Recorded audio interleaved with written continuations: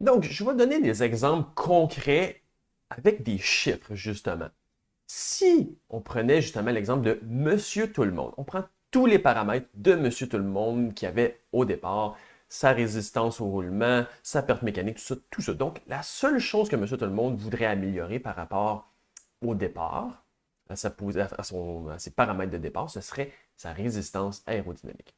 Donc, si on regarde justement, on prendrait Monsieur Tout-le-Monde et on prendrait tous les mêmes calculs, donc c'est encore là la même densité d'air, mais qu'on lui mettrait un coefficient d'aérodynamique qui est équivalent à vecteur components. Donc, pour Monsieur Tout-le-Monde, position, je le disais, très droite, peu aérodynamique, des vêtements justement qui sont lousses, vraiment pas optimisés d'une façon aérodynamique, il y avait un coefficient d'aérodynamisme de 0,4225 versus Victor Campenaerts qui avait 0,1800 de coefficient d'aérodynamisme. Lui avait une position extrêmement aérodynamique, compacte, des vêtements extrêmement ajustés, un équipement justement aussi qui va être aérodynamiste, casque, tout va être optimisé par rapport à Monsieur Tout-le-Monde qui lui avait à peu près rien d'optimisé.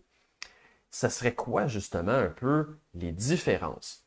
Donc, Monsieur Tout-le-Monde, lui, avec son coefficient d'aérodynamisme, on l'a dit, pour rouler à 55,089 km/h, de ces 1080 quelques watts total, on disait qu'il y avait 924 watts qui étaient purement dus à la résistance aérodynamique, ce qui représentait en fait 85% de la résistance totale.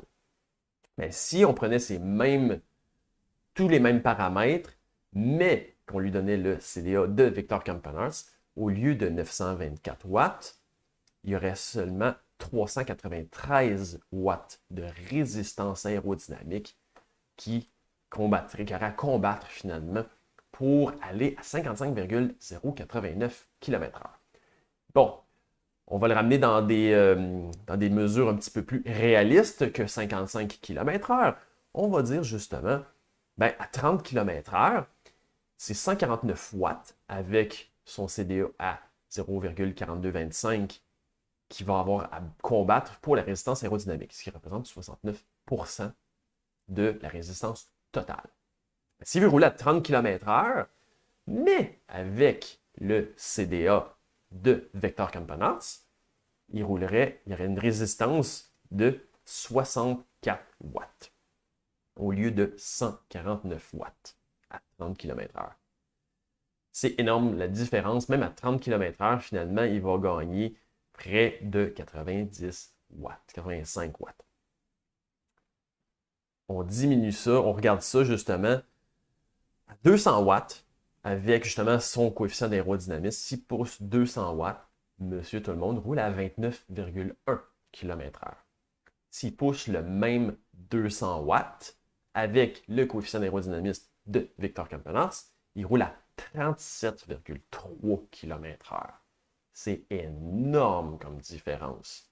Juste par rapport au gain aérodynamique, encore là, de tout l'ensemble. Puis je vais même vous donner un autre point de vue de comparaison, c'est-à-dire que s'il roule sur une pente de 5%, dans le fond, il roule sur une descente, une pente de 5%, mais en descendant, et qui ne pédale pas finalement. Sa vitesse maximale, dans le fond, quand il va arriver à un point où il va à une certaine vitesse, que la résistance du vent va être équivalente, dans le fond, qui n'ira pas plus vite dans une pente de moins 5%, ça va s'arrêter à peu près à 43,7 km/h. Il va arriver à cette terminal velocity qu'on appelle.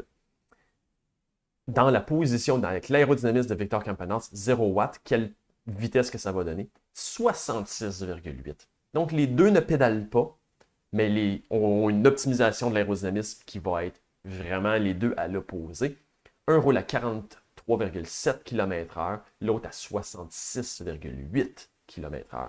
Pour donner une comparaison, ça veut dire que si Monsieur Tout-le-Monde voudrait rattraper ou aller à la même vitesse que Monsieur Tout-le-Monde avec le coefficient d'aérodynamisme de Victor Campenaerts, il faudrait qu'il pousse 800 watts. 800 watts pour aller chercher 66,5 km/h dans une pente descendante. Donc, c'est énorme comme différence.